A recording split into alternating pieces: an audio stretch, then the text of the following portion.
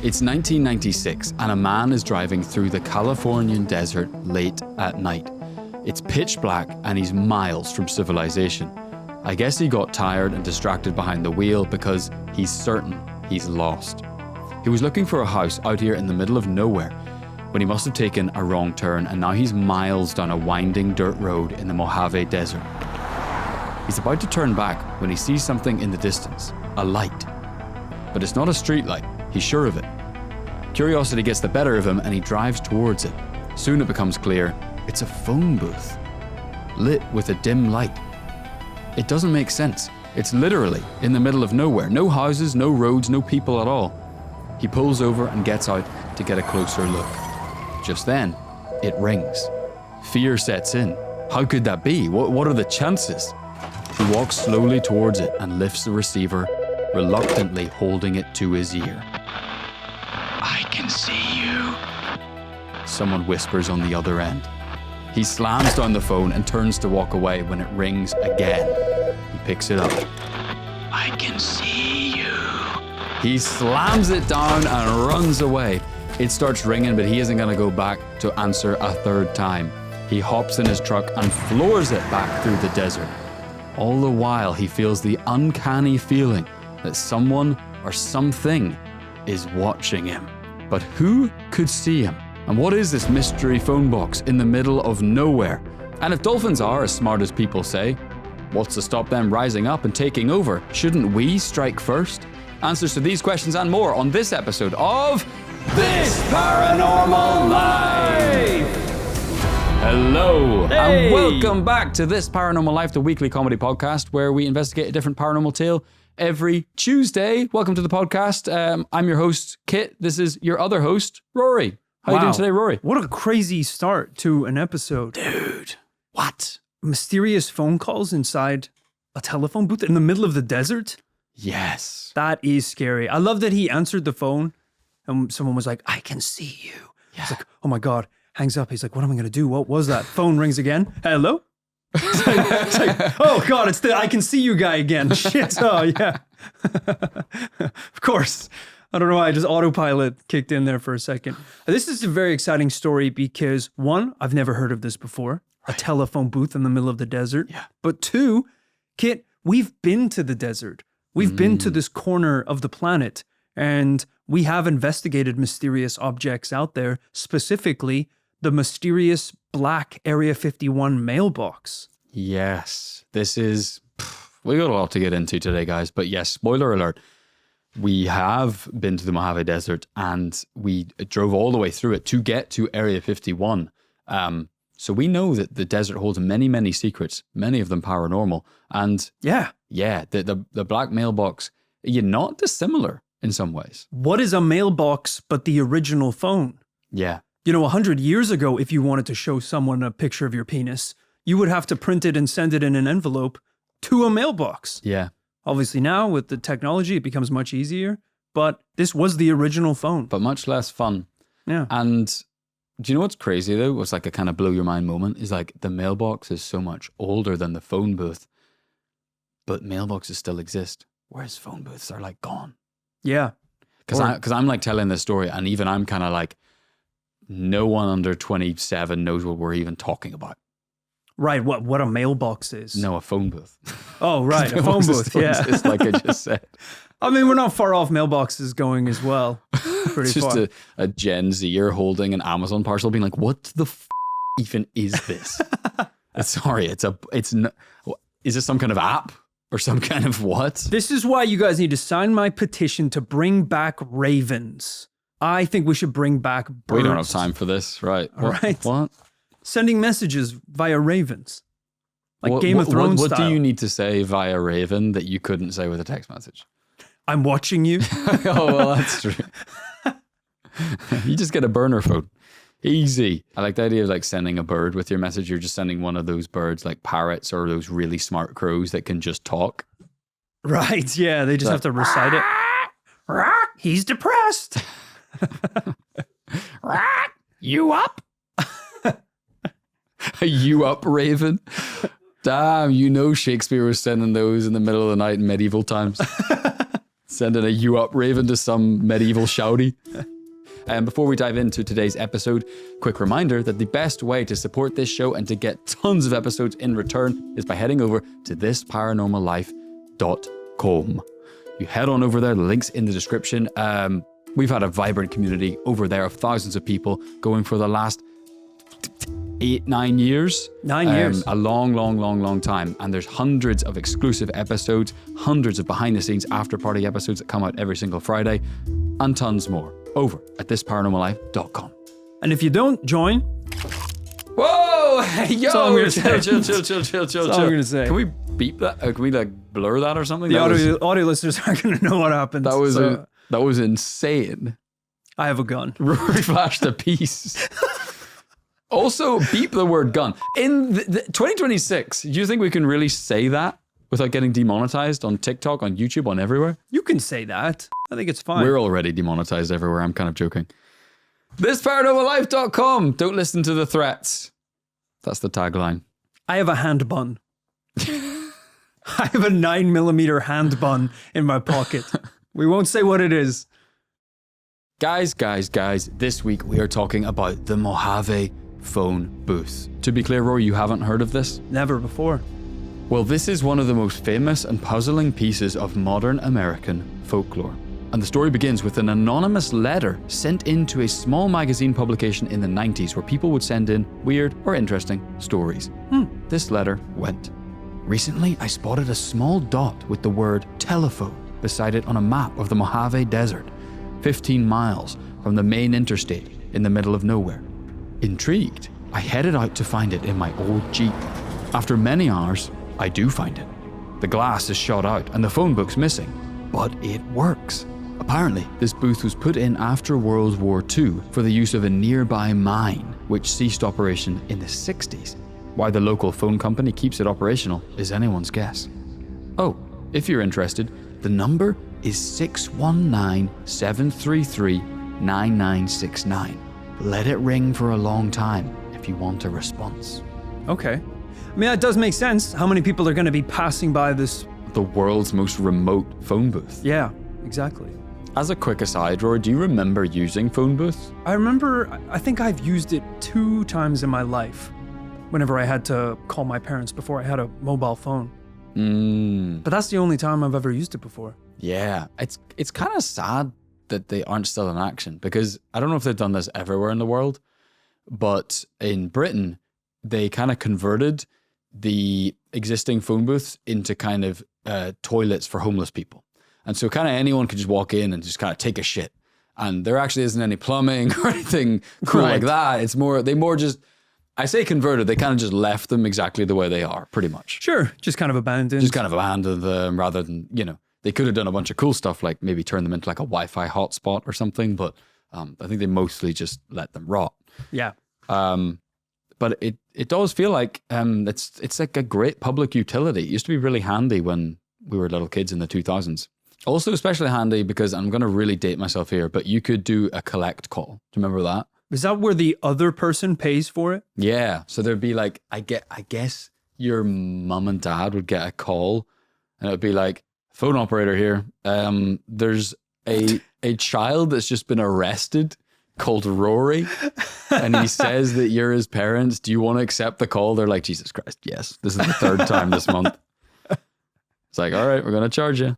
Okay, so this letter was printed in a magazine, and one man, Godfrey Doc Daniels, read it in Phoenix, Arizona, and wanted to know more.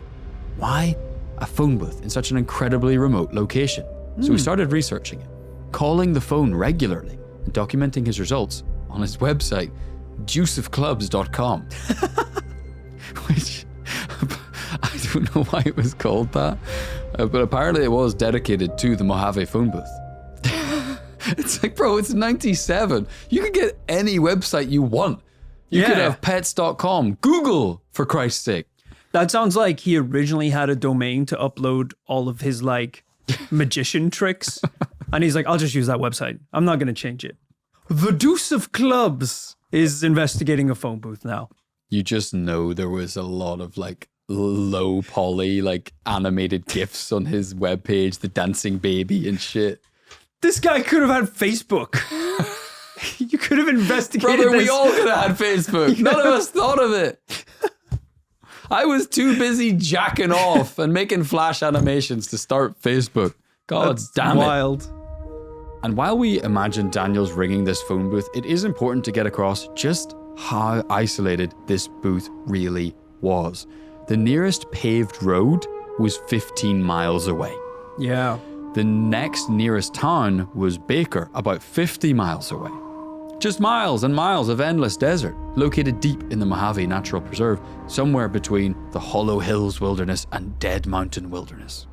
Phil, why don't we cue up just the first image, just so we can get a sense of it. Rory, this is, if you're driving along, I can't remember what it is, like the I-115 or whatever it is, that's the turnoff. Yeah. And then you got to head down that for 15 miles. Brother, you could have just shown me a screenshot from our own vlogs. Yeah, it looks like a photo that we took. That is exactly what it feels like. Kit and I were basically driving in the desert through empty stretches of roads from Chipotle to Chipotle. Because it's one of the only chain restaurants in North America that does vegan food. Okay, Yeah. guys? so it was a lot of this. myself so many times. There. You're like, luckily we only managed to find one bathroom in the desert, this old phone booth in the middle of nowhere. I'm like, it's the only place that does vegan food. Rory's like, you don't have to have 6 burritos at every stop with the extra spicy Chipotle sauce. Yeah, there really is nothing out there, guys. It's kind of an amazing sight to see. It really does. And also, as a little spoiler, we did talk about this on our previous investigations into Area 51, the Mojave, our journey to contact in the desert out there. That is what the secret entrances to Area 51 look like, almost exactly. Yeah. They're just dirt roads off into the mountains. It was one of the first times in my life I've gone on a car trip where I remember we had to stop off at the store and buy stuff to make sure that if the car broke down at any point, we wouldn't die in the desert. Yeah. We were like, we have to buy big gallons of water and just like some cereal bars or something, just in case the worst happens. And I was like, I've never really had to experience that before. Yeah, I've told the story before. Whenever the first time I went to Joshua Tree, and my wife and I were there pretty late at night. I think we wanted to see sunset, see if we saw some cool stars. And we're kind of walking about in the evening, in the twilight. And Danielle, my wife, was like, here's the rule. I can't get out of eye shot of the car. And I'm like, we're literally fine. We can wander like around this corner past some boulders. It's fine. We're going to be able to make our way back. And then the more I thought about it, I was like, do I know that for sure? Let me just examine the first principles here, actually, because now I think about it, no phone signal. Actually, now I think about it, no light sources of any kind. It was like, yeah, and rattlesnakes. So maybe you're right. Maybe we don't get out of eye shot of the car. You're like, it's fine. We'll just head to that city on the horizon where the water flows freely. That's a mirage. You're already hallucinating. But babe, how are we going to die when there's an RC Cola vending machine right here? You are almost dead from dehydration already in 5 minutes. It's a scary place. It really is. It can be. I mean, even on the way into these national parks, there's like tons of missing persons posters. Very scary stuff. Actually, Phil, while we're at it, let's see the next image, which I believe is an image of the phone booth itself. Bring it up. Wow. Okay, so I gotta say, a photo of this thing was already more than I was expecting today. I genuinely thought this could be like an urban legend, similar to the black mailbox. Something that could just exist in stories and legends and creepypastas. So this is awesome to see the mailbox in the desert. Guys, it's a real old-timey mailbox. It says telephone on the top, the glass walls, and it does seem to be connected. It looks like around it there is some kind of You've line. got to stop saying mailbox, by the way. We've got to start saying telephone booth. It's a telephone booth, obviously. Okay. There are wires coming from it as well, so it is connected to something. I know. The wires are almost the most mysterious part. It's like, what the? Yeah, because when you think about it, it's got to be connected to something. Yeah. But yeah, it is sitting next to, it's a beautiful kind of vista here of the Mojave Desert. We're just next door neighbors right now with Joshua Tree National Park. So there's a beautiful Joshua Tree literally right next to it. I mean, it's so picturesque. It's like some kind of turn of the century kind of, like landscape photography of North America. Very, very cool. I'm expecting the singer of Maroon 5 to be in here right now, and this is a music video. I'm at a payphone trying to call. Anyway, that type shit. It's like a music video. Well, Doc continued his research and blogged on his website. I began calling every day, taping each call. As the line rang, I would state the date and time of the call. But surprisingly, it was after less than a month of calling, that is such a long time, that Daniels got his first major breakthrough. On June 20th, at approximately 10 in the morning, I heard a busy signal. You know, like the tone, like... Yeah. He hadn't heard that before. No way, I shouted. I thought I must have dialed incorrectly. I dialed again. Right number. Still busy. Either there was something wrong with the line, which I thought was most likely, or there was a real human being on the phone in the middle of the desert. I kept pushing the redial button until about 3 minutes later, the line started ringing. Then, I heard an actual human voice. This human was a miner called Lorraine. Age minor or profession minor? I want to make that distinction right now. Profession, minor. Hey. Okay, good. She explained that she was part of a tiny group. Tiny as in a small number, not as in small people. Okay, I'm worried now. Jesus Christ, okay. a tiny group dotted around the area who had hung on making a living from mining the volcanic rock that appeared nearby. At just 14 years old, she'd been working in the mines. No, stop! So she's also a miner. She sounded hot. Whoa! Whoa! Deuce of clubs. No. As an impossibly isolated community who relied on bulk shipments of water, fuel, and food for survival, this woman claimed the phone booth had been installed in the late 40s to connect these remote miners to the outside world. While initially excited, that first conversation was actually pretty undramatic. Daniels simply asked her a few basic questions about her remote existence and the environment around the phone booth. During the conversation, however, he remarked about some weird noises interfering with the signal. He suggested that it might be a Geiger counter or the FBI. But Lorraine replied, no, it's just something in this phone line. It's a long telephone line after all. I love that she's trying to like gently calm him down. It's like there's a bit of static on the line. It's like, it could be the FBI or probably extraterrestrial. It's like, why are you jumping to that? It's a phone box in the desert, miles in the middle of nowhere. That's what it is. He's like so eager to find the conspiracy. So Doc was documenting all of this. And this was the late 90s. So we have to try and remember, there were about 8 websites at this point. And thanks to Doc's website, word was about to get out about the phone booth. But not before he went to see it for himself. And That's smart. And in August 1997, him and his friends drove to Burning Man. But seeing as the route passed by the Mojave Nature Preserve, they decided to try and find the phone booth on the way. Driving through the black of night with no Google Maps to help them, they eventually found it. It was just as I'd imagined, a lonely communications outpost at the end of a long chain of telephone poles. All its glass had been shot out, but I thought it was beautiful.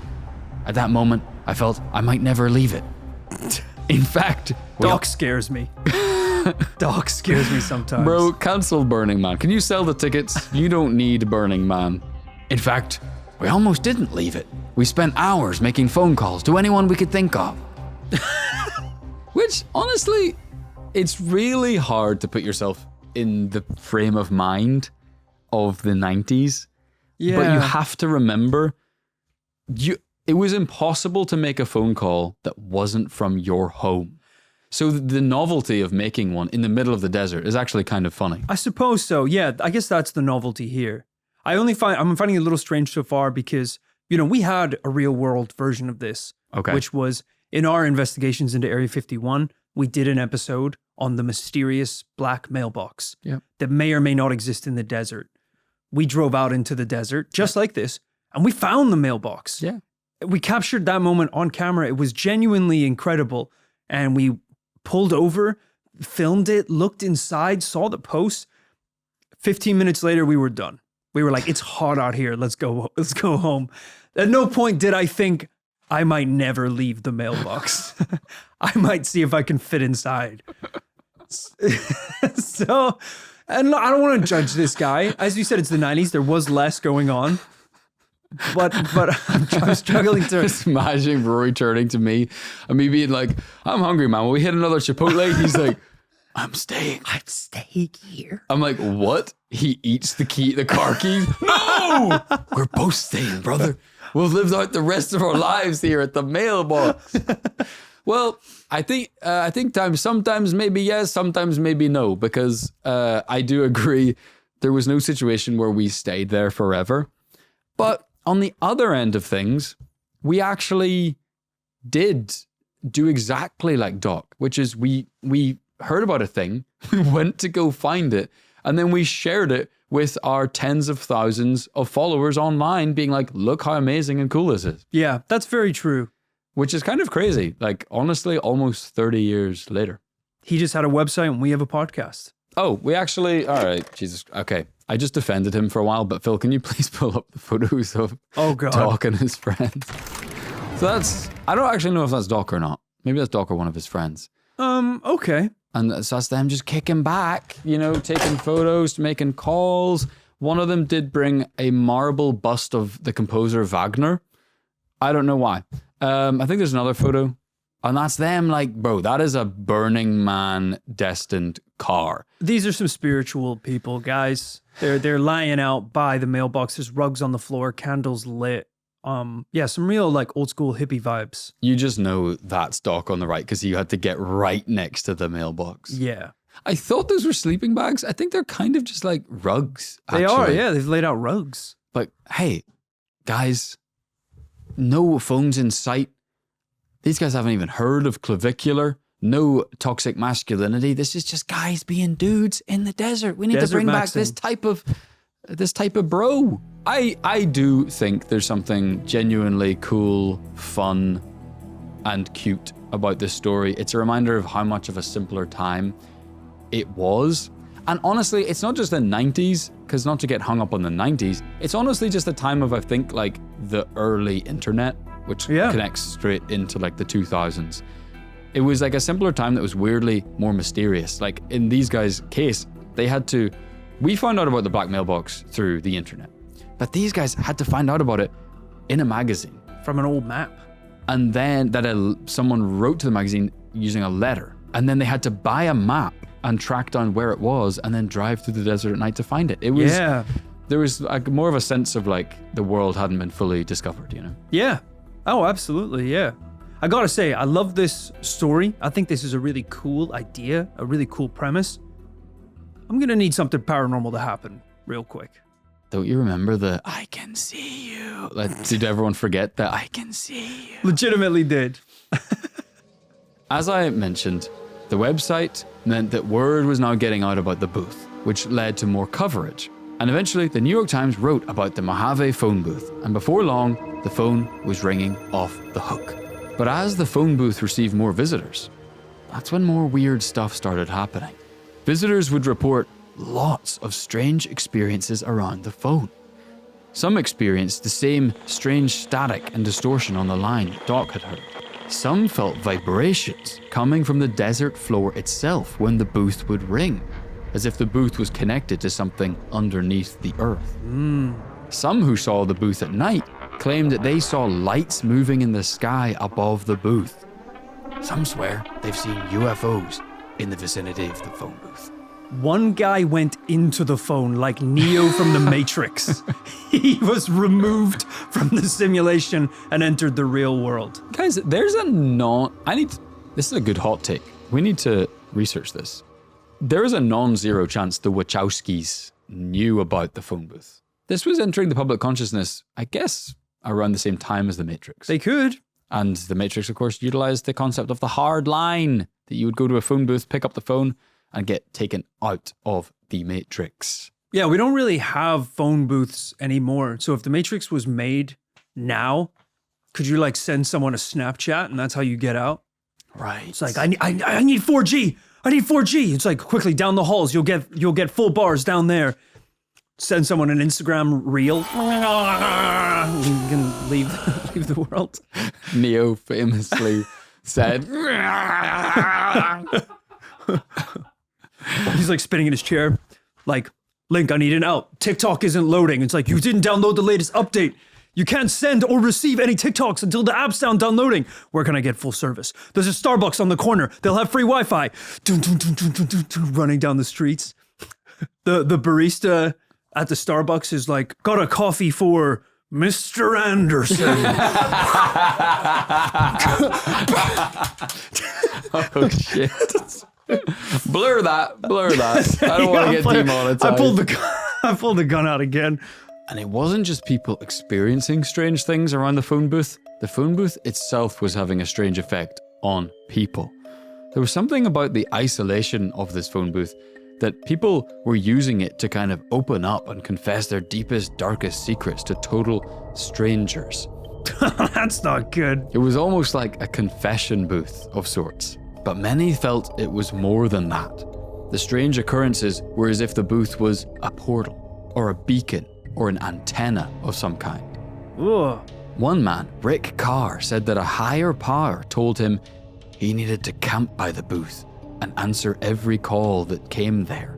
He lived there for 32 days and answered over 500 calls. And one day, he says he received a particularly interesting call. He claims he received a phone call from the Pentagon. He said, "Who's calling?" Why? And they replied, "Sergeant Zeno." Oh, Lord. Hey, I asked for this. I asked for this. Don't pick up the phone. Not me picking up the phone. Phil, can you show us a photo of Rick, not Sergeant Zeno? I would really rather see Sergeant Zeno, I'll be honest with you. Rick looks way too normal to be camping out and answering strangers' for a month. He said that there was he was on a spiritual journey to answer the phone as many times as he could. That is so weird. He just basically volunteered to do a customer service job for a month. He's like, "Hey, hello, Mojave Phone Booth. How can I help you today? You're cheating on your husband? Okay, well, I'm sorry to hear that. I can connect you to Sergeant Zeno. He'll be able to take it from here." Why would he be called Zeno? I know. Even if he works with aliens, why is he called Sergeant Zeno? That doesn't. in this world that Rick got this call, it's the world of Men in Black, where the Pentagon the aliens are wearing suits walking around the Pentagon. Because in our world, the guy who is seeing the most insane paranormal shit is called Mike. His name is still like Mike Smith. His name isn't like Zorlak. Officer Grogulon. Yeah. That's the name they gave me. So I just went for it. But Rick wasn't alone. A lot of people who called the phone booth he was very alone by the sounds of things. Literally, but not figuratively. Because a lot of people who called the phone booth claimed to be connected with strange individuals, some of which didn't sound human, leading to the belief that somehow they were being connected with hybrids, aliens, or even ghosts. I mean, this does sound nuts, but this is kind of a tale as old as time in terms of things we've looked at on this paranormal life.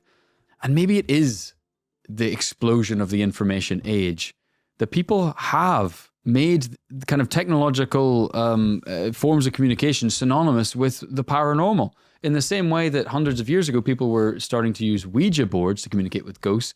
Once personal computers came along, they started trying to talk to guys who died in the 1500s. We covered this in The Ghost Inside the Computer from the 1500s. Or time travelers posting on message boards.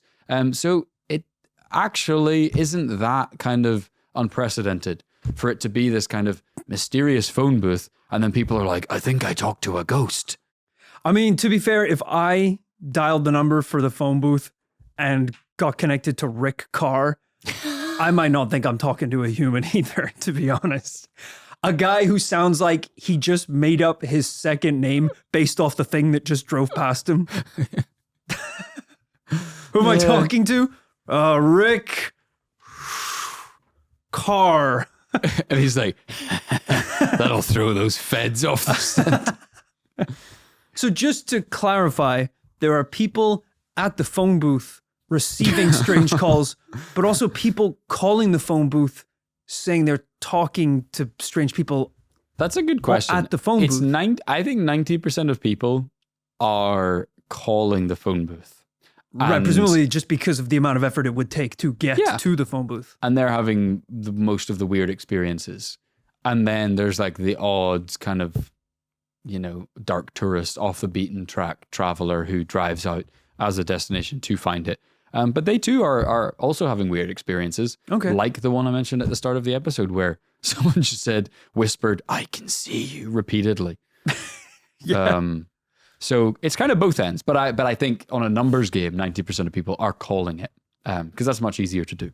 Okay, that's good for me to understand.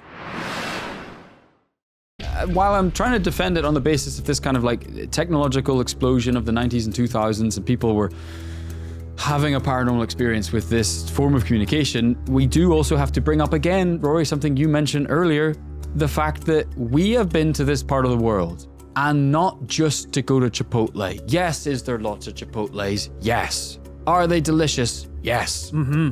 But it's also a very paranormal place. We did an on-location investigation in this part of the world. We attended the Contact in the Desert UFO conference. Yeah. It's there because it's considered to be maybe the most UFO active hotspot on Earth. Then we drove north through the desert to Area 51 in Nevada. And Rory, I don't know if this has crossed your mind yet, but I had a little inkling. Once I saw the geographical location of the Mojave Phone Booth, I was like, well, that's familiar. Because we drove from 29 Palms in California, 6 hours or whatever, to Area 51. It was a long drive.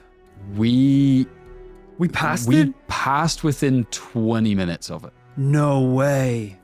And like, bearing in mind, I said it's at the end, it's not on a road. Yeah, It's 15 miles off a main road. And the Mojave Desert, I checked, is 25,000 square miles. And we passed within 20 minutes of it. Damn. That's so cool. So if you and I had planned to go 20 minutes out of our way to meet some miners in the desert, that's what you're saying. We would have reached this town where we could have actually been by the phone booth. Rocks. Where people, who work in mines. That actually breaks my heart a little bit to hear. It does. The problem is though, there's so much stuff out there. Because we're never going to do that drive again. I mean, because like, would we go back to Contact in the Desert? Yes. Would we go back to Area 51? Maybe. Would we do them both in like 2 days? I don't see why. But yeah. But I feel like I do have to go though now. But yeah, that would have been really cool. Yeah. Even just for the photo shoot alone. 100%, yeah.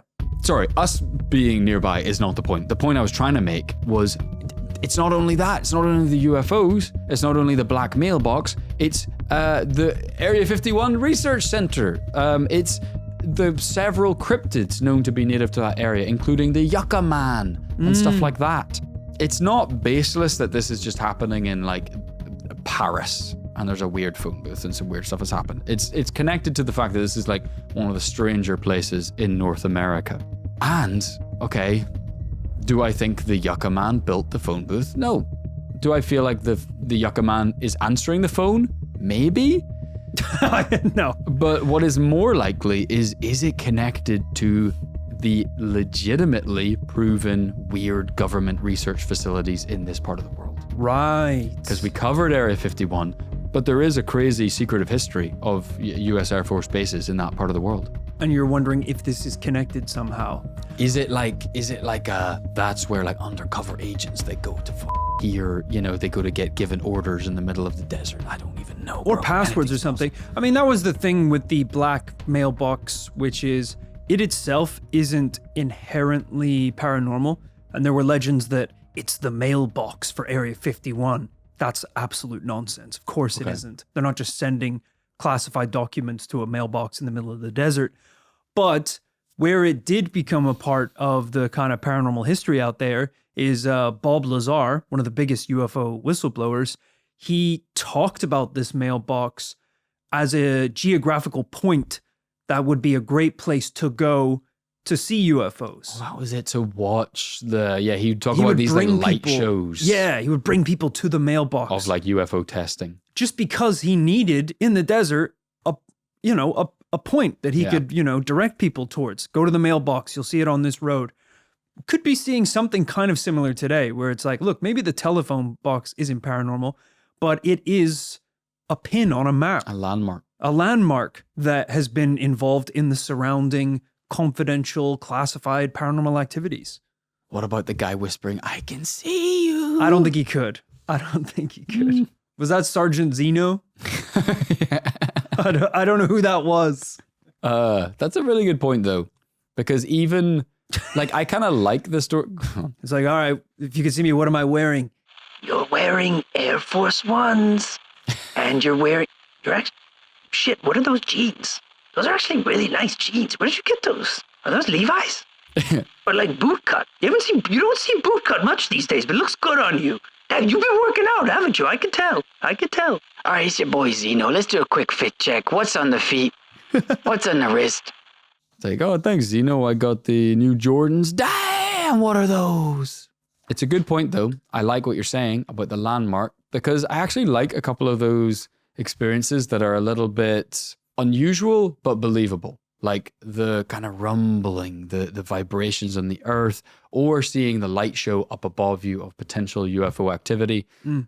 Because, maybe UFOs need landmarks too. Maybe that's part of the weirdness. Again, it's like circumstance, because we already know this is a UFO hotspot. There's UFOs in the area, and then it just so happens that if you go to this one, like it's almost like a lightning rod. It's like there's just a place of electrical activity. There's a visual landmark. Maybe the aliens come to check that little bit out. So kind of anything's possible. Yeah. Well, maybe the best evidence for this being a secret government project was that in the year 2000, the phone booth disappeared. Okay, it was decommissioned. And at that point, it was receiving constant visitors and calls. So it was, I don't know if it was like a nuisance or something, or it was like, I don't know, the maintenance, or I don't know. But it was permanently removed. Let's face it, this is also just the period of time when phone booths around the world were being increasingly decommissioned. Yeah. Although I say that's kind of a years later, because mobile phones weren't kind of fully adopted till a couple of years after that. And visitors even made a grave for the phone booth. You know, these Burning Man motherfuckers had to do it. Phil, I think we've got an image of the thing. Wait, so we wouldn't have been able to see it? We would have been able to see the site. We wouldn't have been able to see the phone booth. Oh, well, I'm a little less sad now. It's snowing? I don't understand the desert at all. This is crazy. Because I assume when you were like, it got decommissioned, I'd be like, oh, so it's just been left to ruin. No, bro, this is what There's nothing there. It's what I'm saying. Secret government site. They decommissioned it because it was getting too hot. The secret agents couldn't go to do their secret agent stuff because there's too many people. So we're like, I don't know why they're Russian. Remove the phone booth. That also wasn't Russian. That was very German. The phone booth. Yeah. So they left a little headstone in its place. And it said that to this day, visitors who go there might be able to hear a phantom ring or a strange vibration or electronic sound rising from the desert floor. That's very cool. As if the lines are still under there. Yes. Which I know isn't true because a lot of the American phone booths are overhead wires. But still cool. Yeah, the lines that make it be able that Doc could call someone are above. The lines to the hollow earth are underneath. What are we doing today? But Rory, the story of the booth actually doesn't end there. You know why? Why? Because while the booth is gone, what about the phone number? 619-733-9969. Very cool. Does the number still work? There's only one way to find out. Have you tried calling this yet, or are we doing this live on the podcast? I haven't, but I've heard some rumors. What if you just get unplugged from the Matrix right now on the podcast? There's like a digital screech and you turn to code and disappear. I think, Phil, we don't have jobs anymore. I think that's the end of the show. I don't know what to do now. Or my face turns into Agent Smith. Hello, Rory. I like give Phil the option. I'm like, if you want Phil, you can call the number. I mean, we've both seen the movie. The real world is substantially worse than the Matrix. So I'm probably going to stay here. But if you want to call it, you can. Okay.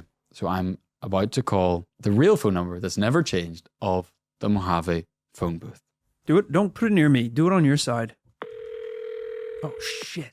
We're sorry. The number you have dialed has been changed to A, conference. Press 0 for B, board. Press 1 through 9 for conference. You are the only party in this conference.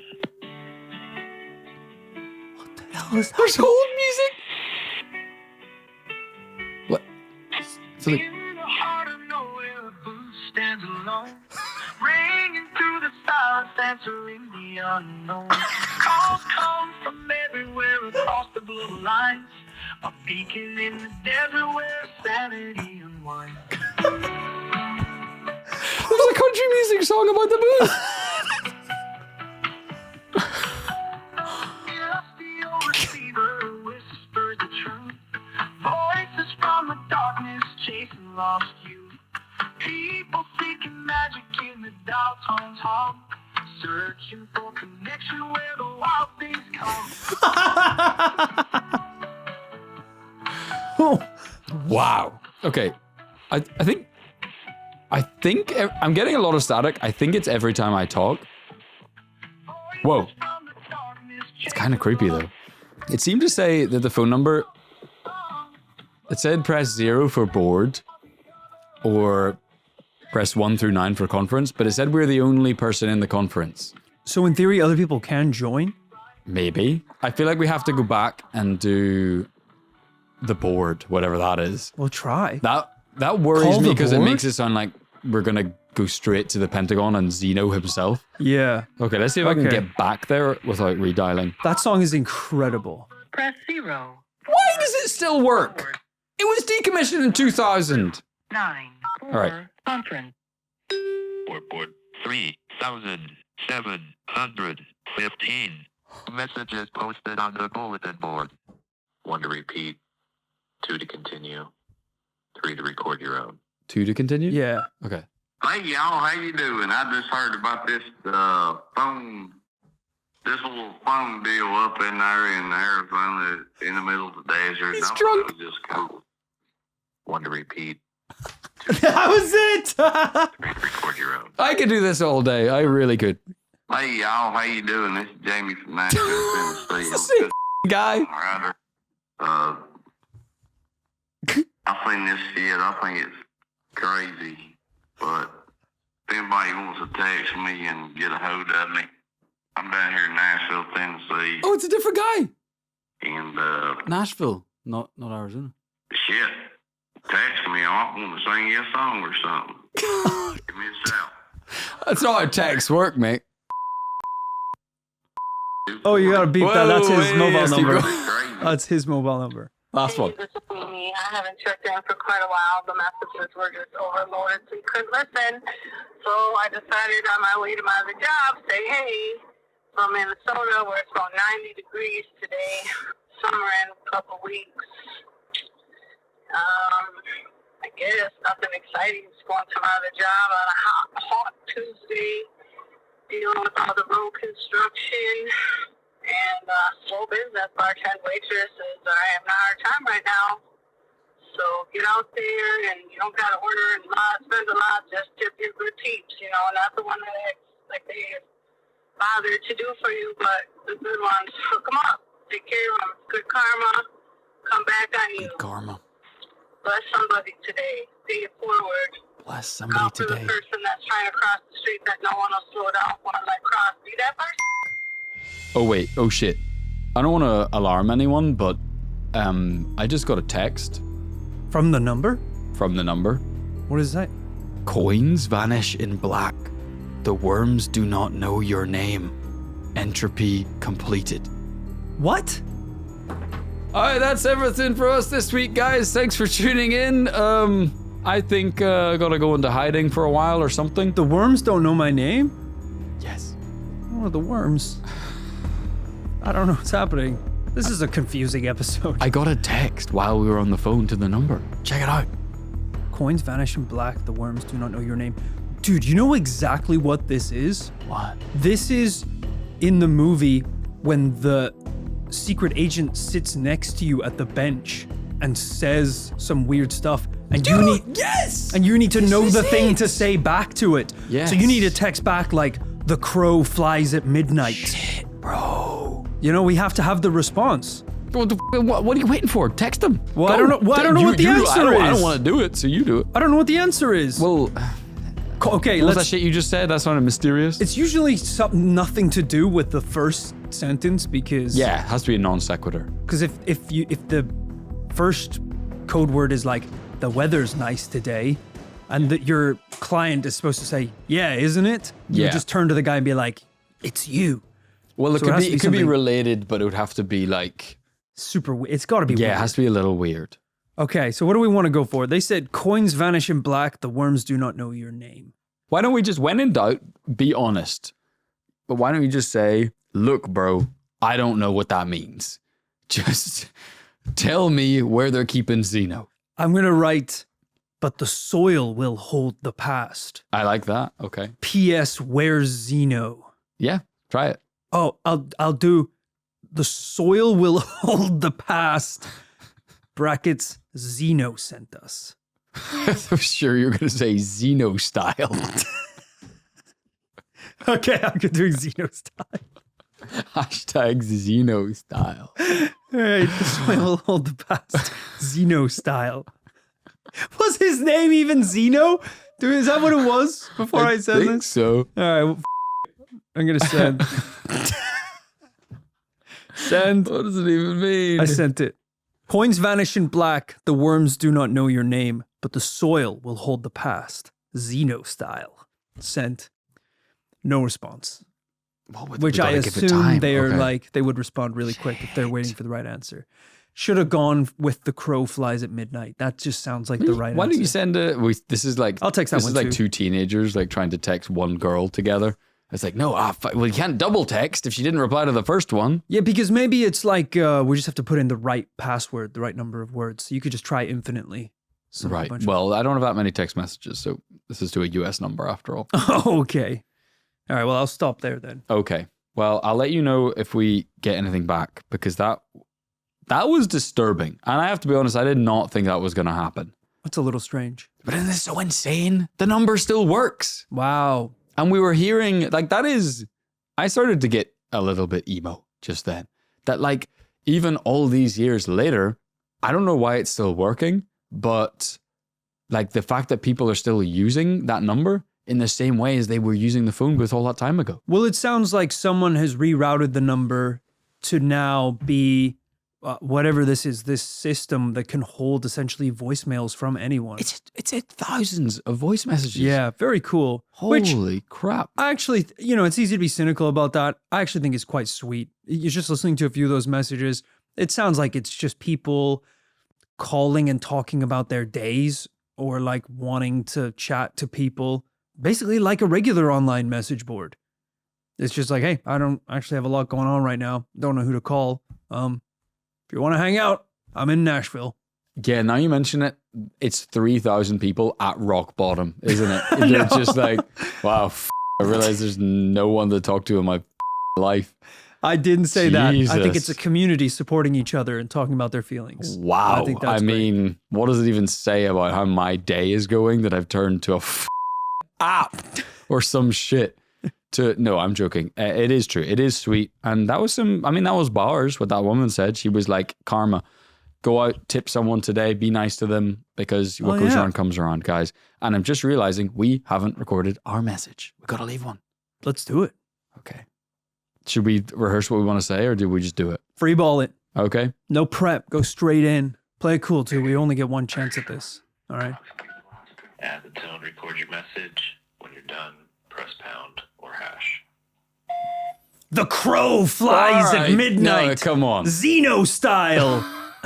Yo, this is Kit and Rory from This Paranormal Life, the #1 paranormal podcast. Sup? Yeah, just calling to say we love this. It's a really cool idea. And we hope everyone out there remembers to live fast, investigate, and die young, baby! Xeno style! You're on the board. What do you say we're on the what board? I don't know. It sounds like this is something you could access on a website. It sounds like it's being stored somewhere. Yeah, I don't know if there's a website for all this. But yeah, it's being stored for sure. But I don't know if it's on juiceofclubs.com. Well, there's no point in me talking. What do you make of that? I mean, it's cool. People are keeping it alive. They've obviously, got the number and relocated it to this system, this voicemail system. Or No. that's the Pentagon. We were just talking to they're conducting a human experiment. 3,700 messages. What you don't? All right, well, you shouldn't have given them our names then. You they're started not- it by saying it's Kit and Rory from This they're not Paranormal doing Life. that for My home evil address reason? is one. Way chill. And look, that is it. This is the history of the Mojave Phone Booth from its kind of discovery, essentially, in the 90s, at least online, through to the present day, sitting here in 2026, almost 30 years later. I kind of can't believe that is still connected, because I had read rumors that you could call the number, but I was seeing chatter online about this from as long as maybe 8, 9, 10 years ago. Wow. So the fact that it's still going is kind of nuts. We will flash up the number on the screen or in the description so you can try it out for yourself if you like, although at your own risk. Don't say your address. Don't say your address. Don't do that. But it is cool. I mean, this is the mystery of the phone booth, is no one really knows what it was all about, whether the paranormal experiences were real at all, or whether it was maybe people's minds playing tricks on them. All I know is the internet is alive with stories of people going to visit it, experiencing weird things while they were there. And honestly, its spirit lives on in many, many different ways, because, and this is a bit of a curveball, Rory, but this might speak to you. I believe it kind of got caught up in the Cicada 3301 story for a while. Did it? Yes. Or people believe they were linked at one point. I do have a screenshot of, I believe someone received messages from this number, and it was just like, it looked like code. It was Whoa. like strings of just like hash keys and numbers and letters. And people were trying to figure it out. They believed like this was connected to Cicada 3301, and I think a different kind of online mystery as well. So it's had such a long life on the internet that it's even been involved in kind of more recent weird mysteries and creepypastas. I mean, I wish it had a longer life in this world. It's such a shame that it was obliterated and removed off the face of the earth. I mean, I'm glad the line is still live, but it's one of those things. I don't know enough about technology and how this works that it's like the fact that we can call the number and talk to anything on the other line. Does that actually have any connection to the geographical location of this phone box and the original lines that were used to connect these calls? I don't think it does. In the same way that like when you change phone, you can just get your number moved over. I think probably what you're able to call today is just the fact that someone has gotten ownership of the phone number and set this thing up, rather than like we were just talking with the box underground in the Mojave Desert. We were. It's possible. redirected. It's possible we were I don't think talking so. to the box. I don't think so. I think that's entirely possible. I mean, numbers have to be geolocated, right? So it must be a California number. That's true. Yeah. Maybe. I don't know. I don't even know what I'm saying, really. At the end of every episode, we do have to decide That's whether not what we you want to think... say heading into conclusions. I don't know what the I'm saying. We do have to decide whether we think this investigation, this case, is paranormal or not. Look, I get it. There's not exactly a ton of paranormal evidence for this one. But it's a very paranormal place. Some interesting things happening to the people involved.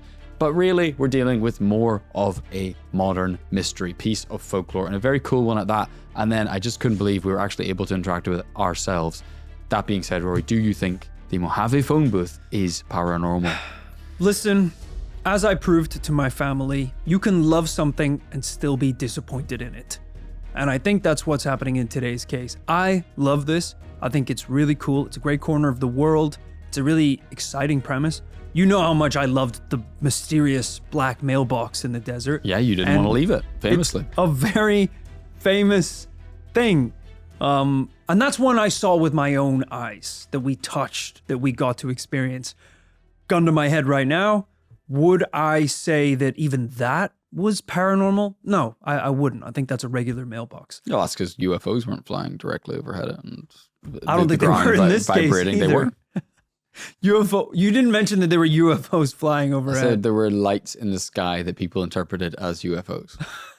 Kid's already so upset. I haven't even said what I think yet, and he's so upset. I just think it's funny how, no. It's a no from me this week. I'm not gonna go on a whole big rant about it. I love this. I think it's really interesting and cool, but it's a no for me this week. I'm really sorry about that. I'm just kidding. It's a no for me too. I do think it's a story I've had a lot of fun with, looking into, and I think it's extremely cool. And maybe it speaks to me as a citizen of the early internet, that late 90s, early 2000s. This was just the kind of cool stuff that used to populate, stuff that blends the physical world and the online world, and in this case, the paranormal world. Yeah. But I don't think we're actually talking to ghosts here.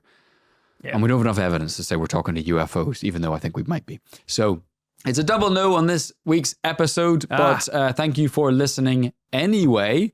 I hope you try out the phone number at your own risk and let us know in the comments how you get on. Do you get some weird text messages too? And now that we put this episode out, I'm like, I need to listen. I need to call the board again in a week.